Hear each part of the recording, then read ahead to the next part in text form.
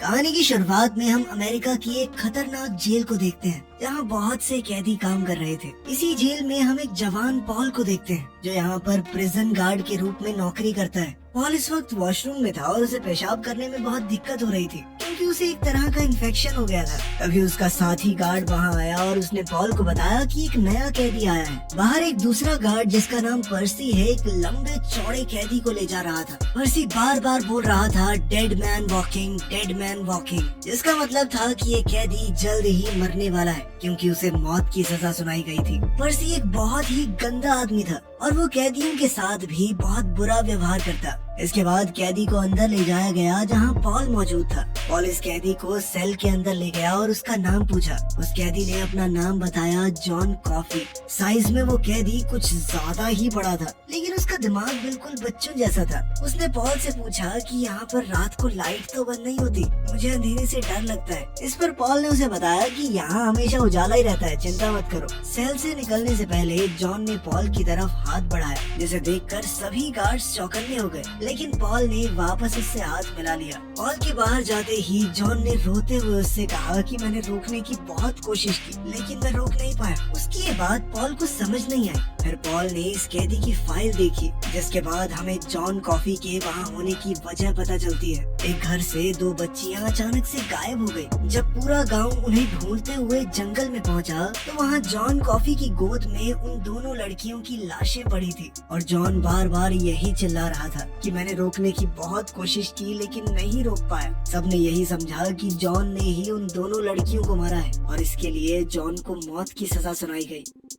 इस फाइल को पढ़ने के बाद पॉल अब अपने एक साथी के साथ इलेक्ट्रिक चेयर को साफ करने लगा। इस चेयर पर उन कैदियों को बिठाया जाता था जिन्हें मौत की सजा सुनाई गई थी। उन्हें तब तक शॉक दिया जाता जब तक उनकी मौत ना हो जाए। दरअसल इस जेल में ऐसे ही खतरनाक कैदियों को भेजा जाता था जिन्हें मौत की सजा सुनाई गई थी। इतने में बाहर से उन्हें हंसने की आवाज सुनाई दी और बाहर जाकर उन्होंने देखा कि उनका एक साथी गार्ड हंस रहा था जिसने उन दोनों को सामने देखने को कहा। सामने एक चूहा था जिसे गार्ड ने एक बिस्किट का टुकड़ा दिया। बिस्किट खाते ही चूहा काल कोठरी के अंदर चला गया। इससे इन तीनों को शक हो गया कि कहीं ये चूहा जेल में छेद न कर दे। हो सकता है उस छेद को बड़ा करके कोई कैदी वहाँ से भाग जाए। चूहे को पकड़ने के लिए उन्होंने काल कोठरी का सारा सामान बाहर निकाल दिया लेकिन वो चूहा उन्हें मिला ही नहीं। अब वो तीनों हैरान थे कि तीन गार्ड एक चूहे को नहीं ढूंढ पाए। अगले दिन वो चूहा दोबारा से वहाँ आया। दो गार्ड्स ने उसे देखा और खाने के लिए बिस्किट दिया। पर्सी भी वहीं मौजूद था और उसने सोचा कि इस चूहे को मार देना चाहिए लेकिन वो चूहा फिर से अपनी जान बचाकर काल कोठरी के अंदर चला गया। पर्सी ने गुस्से में सारा सामान बाहर निकालना शुरू किया। तभी वहाँ पॉल और उसके साथी आए।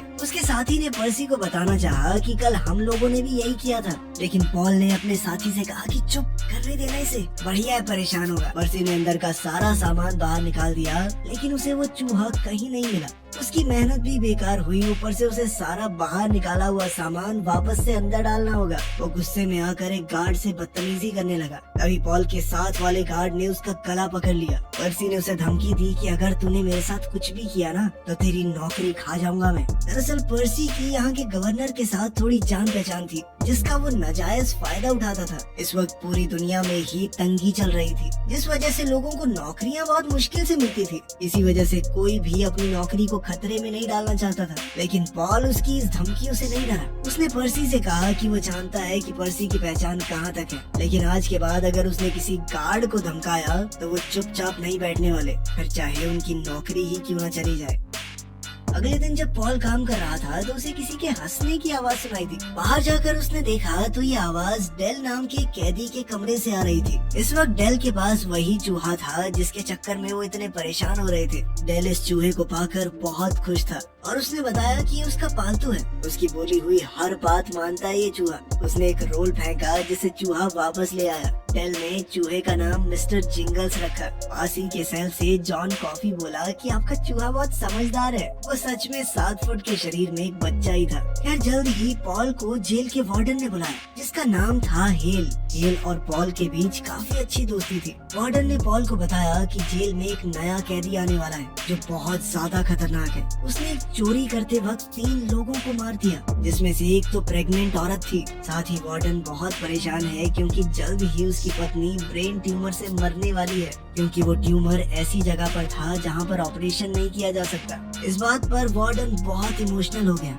उसे समझ ही नहीं आ रहा था कि वो अपनी पत्नी को किस मुंह से बताए कि तुम मरने वाली हो। अगले दिन पॉल दरवाजे पर कैदी विलियम्स का इंतजार कर रहा था, लेकिन अपने यूरिनल इन्फेक्शन की वजह से उसे खड़े होने में भी परेशानी हो रही थी। तभी जॉन कॉफी ने उसे आवाज देकर अपने पास बुलाया। इस बात पर जॉन ने उसे कहा कि थोड़ा संभल कर रहना। उस खतरनाक कैदी विलियम को जब लाया गया, उसने अचानक से गार्ड्स पर हमला कर दिया। आवाज सुनते ही पॉल भी वहाँ पहुँचा, लेकिन विलियम ने उसकी टांगों के बीच में हमला कर दिया। बेचारे पॉल के गोटे भी फूट गए, ऊपर से उसे इन्फेक्शन भी वहीं हो रखा था। अब पॉल दर्द की वजह से वहीं गिर पड़ा। किसी तरह उठकर पॉल ने रिवॉल्वर विलियम की तरफ तान दी, लेकिन विलियम ने गार्ड को अपने आगे पकड़ा हुआ था। साथ में पर्सी भी खड़ा था। पॉल ने पर्सी से कहा कि देख क्या रहा, हमला कर इसके ऊपर, लेकिन पर्सी बहुत ज्यादा डरा हुआ था। पर्सी एक घटिया आदमी तो था ही, साथ ही डरपोक भी था। तभी वहाँ एक दूसरा गार्ड आया जिसने पर्सी के हाथ से डंडा छीनकर विलियम पर हमला किया, जिसके बाद विलियम को कब्जे में ले लिया गया। सब लोग अपने अपने काम में लग गए, लेकिन पॉल बहुत दर्द में था और वो करहाते हुए अपने पेट के बल लेट गया। तभी दोबारा से जॉन कॉफी की आवाज आई कि मेरी बात सुनो, मुझे कुछ काम है। किसी तरह दर्द में ही जॉन उसके पास गया। जैसे ही वो पास आया, जॉन ने उसे पकड़कर सलाखों की तरफ खींचा और उसी जगह पर हाथ लगाया जहाँ पर पॉल को इन्फेक्शन था। अचानक सेल के अंदर के बल्ब की रोशनी बढ़ने लगी और वो इतनी बढ़ गई कि बल्ब फट गया। इसी के साथ पॉल का दर्द पूरी तरह से गायब हो गया। जॉन कॉफी सेल के अंदर बैठकर खांसने लगा और अगले ही पल उसके मुंह से राख जैसा कुछ निकलने लगा, जो हवा में घुलकर गायब हो गया। पॉल ने उससे पूछा कि तुमने ये क्या किया? जॉन ने बताया कि मैंने तुम्हारी मदद की है और क्या, लेकिन अब मैं बहुत थक गया हूँ, सोना चाहता हूँ। अब पॉल वॉशरूम गया, लेकिन उसे बिल्कुल भी दर्द नहीं हुआ, यानी वो पूरी तरह ठीक हो गया था। अब पॉल की नजरों में जॉन की छवि पूरी तरह बदल गई।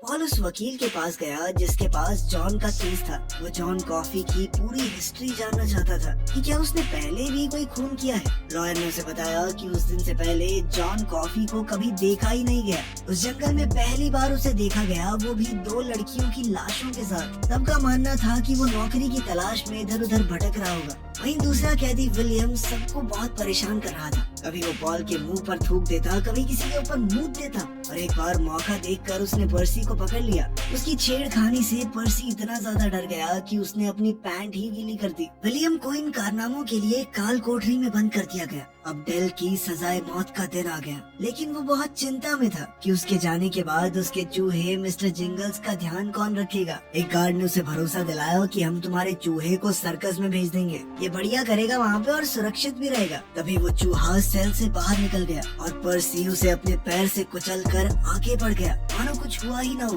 डेल बहुत जोर से अपने चूहे की मौत पर रोने लगा। वहाँ जॉन कॉफी भी ये सब देख रहा था। उसने कहा कि जल्दी से इस चूहे को मेरे पास लेकर आओ। पॉल ने चूहे को उठाकर उसके हाथ में रख दिया। जॉन ने उसे अपने हाथों में लेकर फूंक मारी और एक बहुत तेज रोशनी उसके हाथों के बीच में जली। फिर उसके मुंह से दोबारा से वैसी ही राख निकली। सभी ये देखकर हैरान रह गए और अगले ही पल चूहा दोबारा से जिंदा होकर डेल के पास चला गया। लेकिन अब डेल की मौत का समय आ गया था। उसे शौक वाली कुर्सी पर बैठाया गया। मौत का इंचार्ज इस बार पर्सी था। दरअसल पर्सी ने ये वादा किया था कि अगर उसे किसी की सजा का इंचार्ज बना दिया गया तो वो यहाँ से ट्रांसफर ले लेगा, जिसके लिए उसने पहले ही अप्लाई कर दिया है और अपने कनेक्शंस की वजह से उसे मंजूरी भी मिल जाएगी। जिस आदमी को मौत की सजा मिलनी होती है, उसके सर पर एक गीला स्पॉन्ज रखते थे ताकि करंट तेजी से उसके दिमाग में जाए और मौत जल्दी हो जाए, आदमी ज्यादा परेशान न हो। लेकिन पर्सी ने जानबूझकर डेल के सर पर सूखा हुआ स्पॉन्ज रखा, जिससे उसको बहुत दर्दनाक मौत मिली।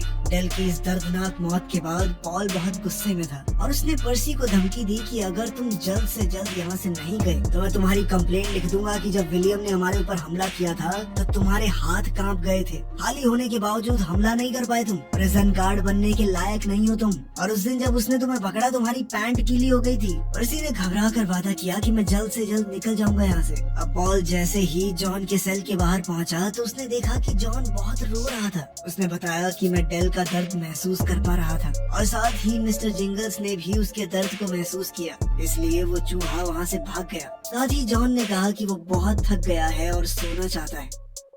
इसके बाद हम पॉल को अपने घर पर लंच करते हुए देखते हैं। वहाँ जेल में उसके साथ काम करने वाले बाकी गार्ड्स भी आए थे। बातों बातों में जॉन कॉफी की बात छिड़ गई कि कैसे उसने चूहे को जिंदा कर दिया था, और साथ ही पॉल ने बताया कि मेरा ब्लैडर इन्फेक्शन भी ठीक कर दिया था इसने। अब वो सब मिलकर वार्डन हेल की मदद करना चाह रहे थे, जिसकी बीवी को ब्रेन ट्यूमर है। उनका प्लान था कि वो जॉन कॉफी को रात के समय वार्डन के घर ले जाएंगे। रात को इस पूरे प्लान से पहले उन्होंने साथ वाले सेल के प्रिजनर विलियम को बियर में नींद की गोली देकर बेहोश कर दिया और पर्सी को पकड़कर काल कोठरी में डाल दिया। जब वो लोग जॉन को ले जा रहे थे तो हमने देखा कि विलियम अब भी होश में था। उसने अचानक से जॉन की बाजू को पकड़ लिया और जॉन बहुत जोर से कांपने लगा, मानो उसे बहुत दर्द हो रहा हो। इसी तरह विलियम ने जॉन को छुड़ाया, जिसके बाद विलियम दोबारा बेहोश हो गया। जब जॉन जेल से बाहर निकला तो वो खुले आसमान के तारों को देखकर बहुत खुश हुआ। उसने धरती से घास और मिट्टी को छुआ।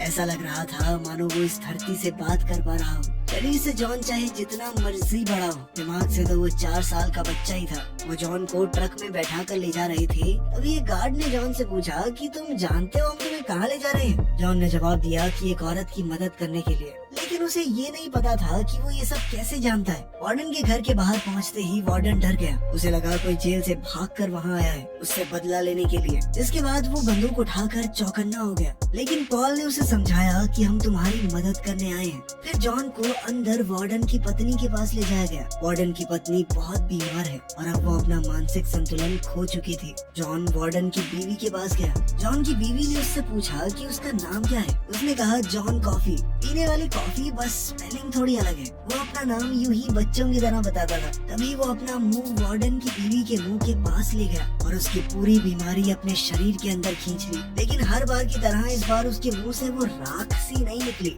और जॉन की हालत बहुत ज्यादा खराब हो गई। वो वार्डन की बीवी अब बिल्कुल ठीक हो गई, लेकिन उसे बीमारी का पता चलने के बाद से कुछ भी याद नहीं था। उसने दोबारा से जॉन से उसका नाम पूछा। इससे पहले वो अपना नाम बताता, वार्डन की बीवी ने उसका नाम कह दिया। यानी उसे जॉन की बातें कुछ हद तक याद थी। अब वो जॉन के पास आई और कहा कि मैंने एक सपना देखा, यहाँ बहुत अंधेरा था, लेकिन तुम रोशनी बन के मेरे पास आई और मुझे बचा लिया। उसने अपने गले की चेन उतार कर जॉन को पहना दी और उसे गले लगा लिया। फिर जॉन को वहाँ से जेल ले जाया गया, लेकिन जॉन की हालत बहुत खराब थी। वहीं पर्सी को काल कोठरी से बाहर निकाल लिया गया, ये वादा लेकर कि वो जल्द से जल्द यहाँ से ट्रांसफर ले लेगा। बाहर निकलने के बाद पर्सी जॉन के सेल के पास से गुजर रहा था। तभी जॉन ने पर्सी को खींच लिया और वार्डन की पत्नी की सारी बीमारी उसके अंदर डाल दी, जिससे पर्सी की हालत अब खराब होने लगी। वो थोड़ा लड़खड़ाता हुआ विलियम के सेल के पास पहुंचा और अचानक से विलियम के ऊपर धाड़ धाड़ गोलियां चला दी, जिसके बाद वो खुद भी नीचे गिरकर तड़पने लगा। अब वैसी ही राख पर्सी के मुंह से बाहर आने लगी। ये सब देखकर पॉल समझ गया कि जॉन ने कुछ तो गड़बड़ की है। अब वार्डन की पत्नी वाली बीमारी पर्सी को हो गई थी। पॉल ने जॉन से पूछा कि उसने ऐसा क्यों किया। जॉन ने बताया कि ये दोनों बहुत बुरे आदमी थे। जब विलियम ने जॉन का हाथ पकड़ा था तो जॉन ने उसके अंदर झांक कर देख लिया था। उसने पॉल से कहा कि मेरा हाथ पकड़ो, मैं तुम्हें दिखाता हूँ कैसा आदमी था ये। पॉल ने जैसे ही जॉन का हाथ पकड़ा, उसे वो सब कुछ दिखाई दिया जो जॉन ने देखा था। जिन 2 बच्चियों के कत्ल का इल्जाम जॉन के ऊपर लगा था, उन दोनों को असल में विलियम ने मारा था। इसलिए जॉन ने पर्सी के जरिए विलियम को मार डाला।